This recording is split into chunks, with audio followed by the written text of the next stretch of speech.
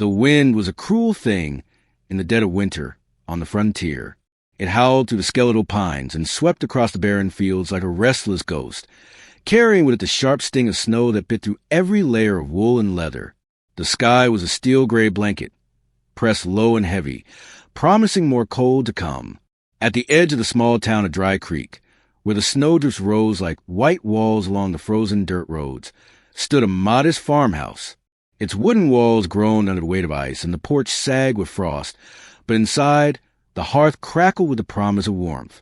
John Tanner stood by the frosted window, his broad shoulders hunched against the cold that seeped into the old cabin. His hands, calloused from years of ranch work, rested on the sill as he gazed out at the bleak expanse of snow. 5 years had passed since the fever had taken his wife, and the silence that followed still haunted the rooms of this house. Beside him, little Annie, just 7 years old with golden curls tucked under a knitted cap, pressed her small face to the glass. Her blue eyes, wide and shining with hope, searched the swirling snowflakes as if willing them to form a figure emerging from a blizzard. "Pa!" she whispered, voice trembling more from longing than the cold. John turned to her, forcing a smile that didn't quite reach his eyes. "Any minute now, sweetheart. She'll be here." The letters had been their lifeline through the endless months of isolation. From a small town in Ohio came the word of Clara, a woman with soft hands and a gentle heart, whose ink-stained pages carried dreams of a new life on the frontier. She wrote of flowers blooming in spring, of fireside evenings and quiet prayers for the future. John had read those letters by firelight, their scent still faint on the crinkled paper. He found in them a fragile hope, the kind man clings to when a weight of grief threatens to pull him under. And Annie, too, had grown to love the woman in the letters, longing for a mother's touch, a warm voice to chase away the loneliness. But the storm was relentless. The town stagecoach depot, usually bustling with travelers and freight, lay buried under drifts. John had braved the wind with Annie on his hip, wrapping her in every scrap of wool and fur could find, just to wait. Hours passed like frozen heartbeats. The stagecoach was late. Voices from the town's few hardy souls whispered fears. The blizzard had caught the coach somewhere out on the snowy plains. A bridge might have collapsed, or the horses lost their way in the whiteout. The unknown stretched ahead like the endless winter itself, cold, merciless, unforgiving. When the sheriff came with news of the wagon had overturned, that some survivors were found injured but scattered, John felt the world narrow to a single point of fear. "Clara is not among the survivors," the sheriff said quietly. "They say she went missing after the wreck." The air in the little farmhouse seemed to freeze. Annie clung to her father, her small hands trembling. John's heart clenched. He would not let the woman he had come to know through her letters, the woman his daughter needed, vanish into the storm without a fight.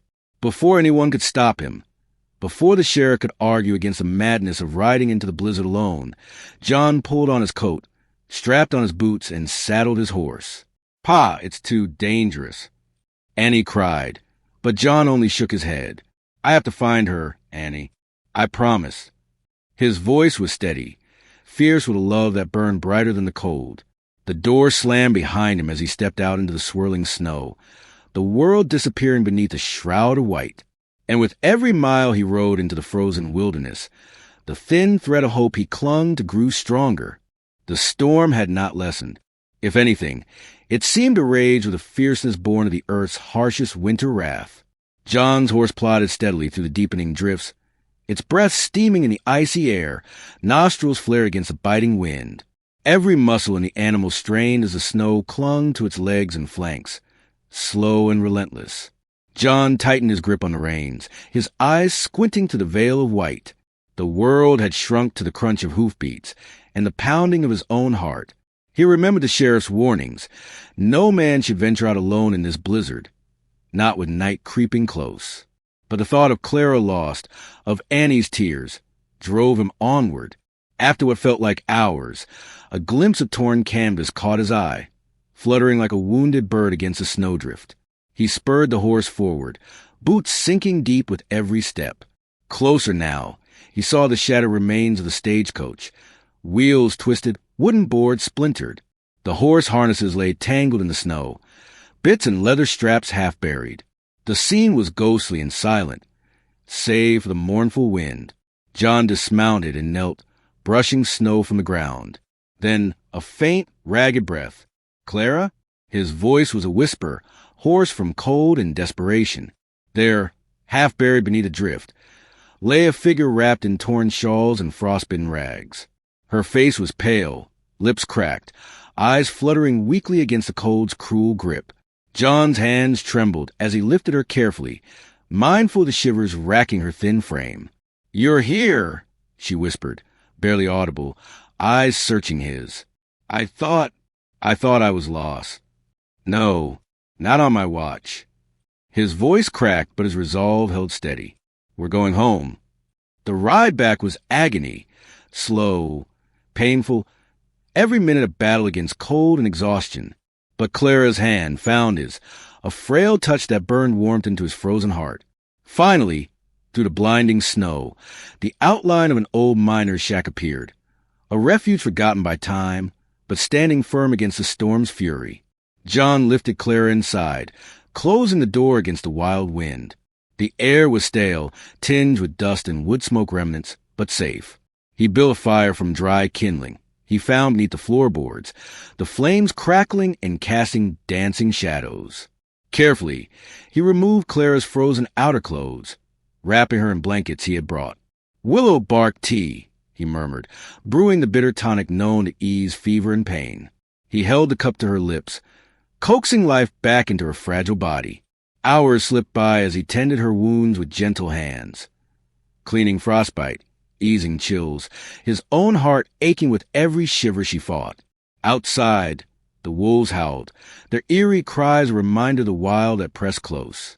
A pack circled near the cabin, their eyes gleaming in the firelight's reflection. John stood by the door, rifle ready, muscles taut. Clara's voice, though faint, steadied him. "Don't be afraid. I'm here now." Their eyes met, and in that fragile moment, something unspoken passed between them, a vow made in firelight and snow, a promise of resilience amid the desolation. The fire sputtered and cracked, sending warm amber light dancing across the rough-hewn walls of the cabin. Outside, the blizzard raged on, relentless in its fury, but inside, the world grew small and safe, a fragile sanctuary against the cold. Clara lay on a patchwork quilt spread over the worn floorboards, her breath shallow but steady.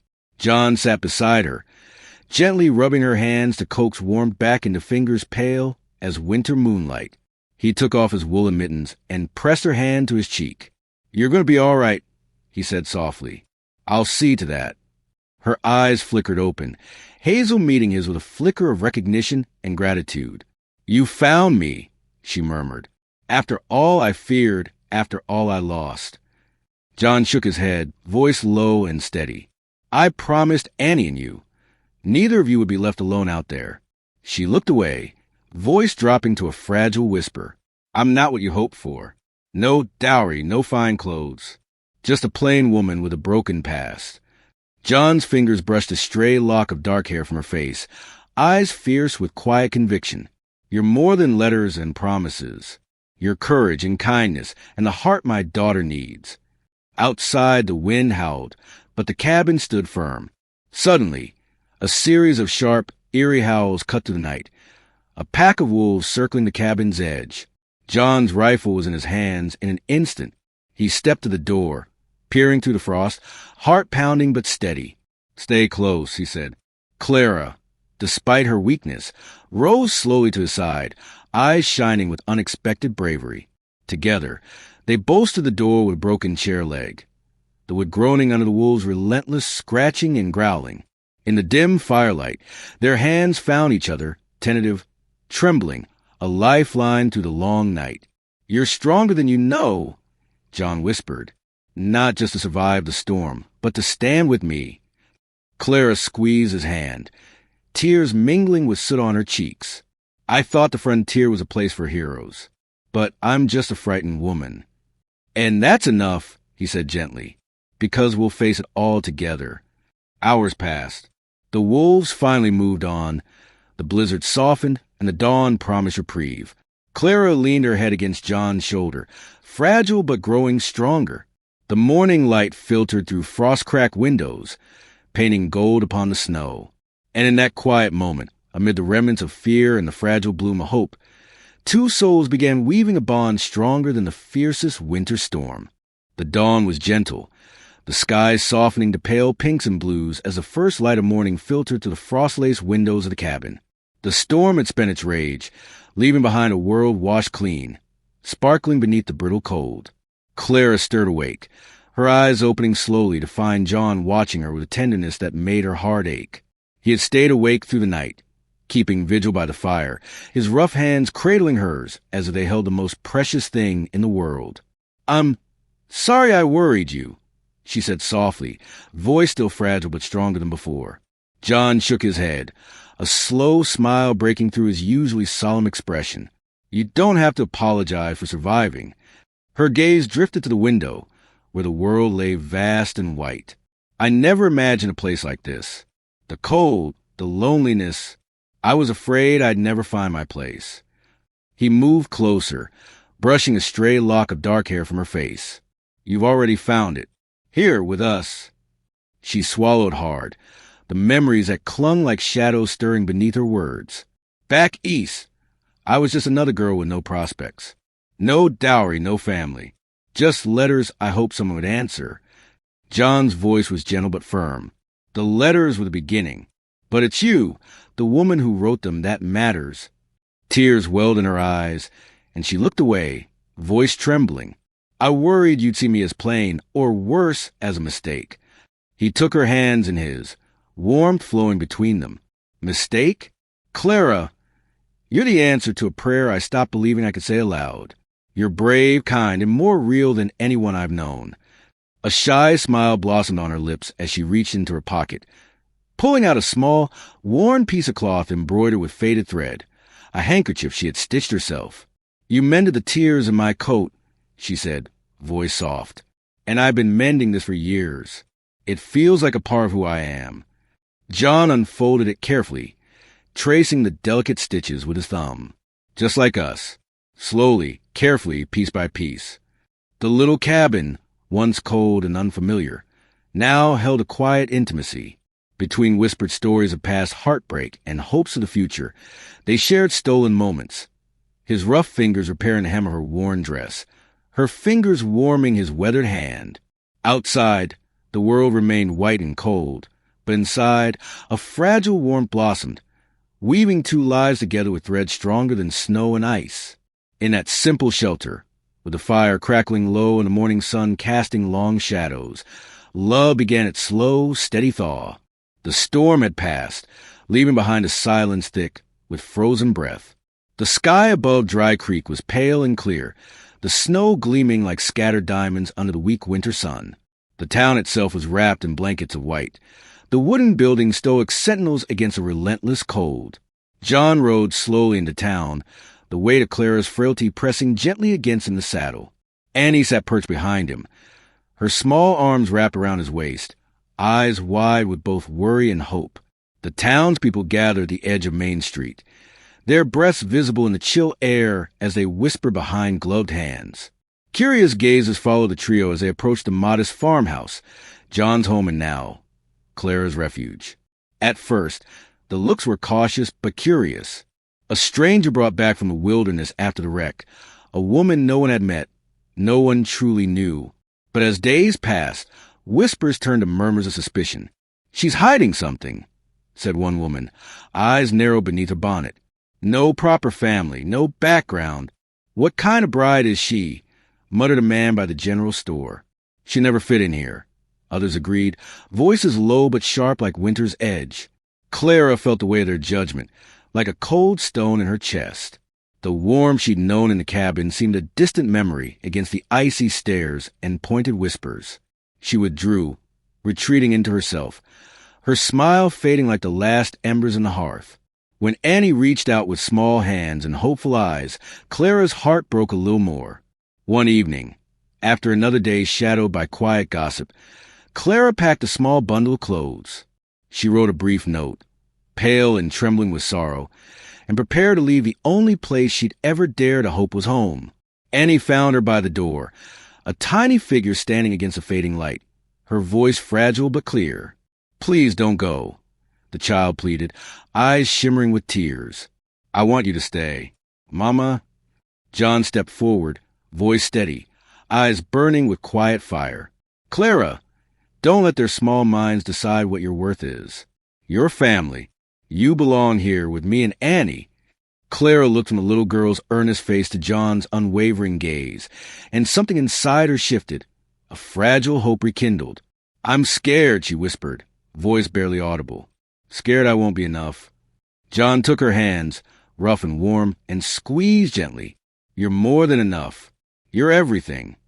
The wind whispered outside, carrying away the last of the storm's bitterness. Together, they faced the murmurs and the doubts, their bond a quiet rebellion against the harsh judgment of the town. The night before she was to leave, Clara sat by the hearth, the flickering flames casting soft shadows across the worn floorboards. Her hands clutched the edges of her shawl, fingers trembling not from cold, but from the storm raging quietly inside her heart. Annie, small and bright-eyed, climbed into her lap without hesitation. "Please don't go, Clara," she whispered, her voice full of innocent hope. "You're my mama now." Clara's eyes filled with tears she'd held back for so long. The child's trust was a fragile gift, shining like a beacon in the darkness. John entered quietly, his boots soft on the wooden floor. He knelt beside them, his weathered hands resting gently on Clara's. "We won't let them decide who you are," he said, voice firm but tender. "I love you. We both do. This family is ours, no matter what they say." Her breath caught as she looked at him, the man who had chased a storm to find her, who had nursed her back to life, and loved her without conditions. "I'm scared," she admitted, "but maybe this is home." John reached into his pocket and pulled out a small, worn ring, the simple band he had carried since his wife's passing, now carefully cleaned and polished. "I don't have riches to offer," he said softly, "but I want to ask you to stay, to be mine, truly."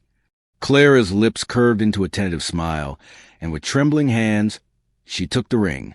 "I will stay," she whispered, voice steady with newfound hope. The winter began to thaw, snow melting into streams that sang of spring's promise. The town's whispers softened, replaced by curious glances as Clara worked alongside John and Annie, tending the garden, mending clothes, sharing laughter and warmth. The seasons changed, and with them, the town's hearts. They saw her kindness, her quiet strength, the love she gave freely. One warm afternoon, the three of them stood together on a gentle hill overlooking the ranch. The grass was green and soft beneath their boots, the sky wide and blue. Annie twirled between them, laughter ringing pure as the summer air. John wrapped an arm around Clara, pulling her close. "We made it through the hardest winter," he said, voice full of quiet pride. She rested her head on his shoulder, eyes shining with contentment. "And now we have forever." The harsh winter that had tested their courage and resolve had been nothing compared to the warmth they found in each other. Love, like the spring, had broken through the coldest frost, growing wild and free across the frontier. Together, they were home,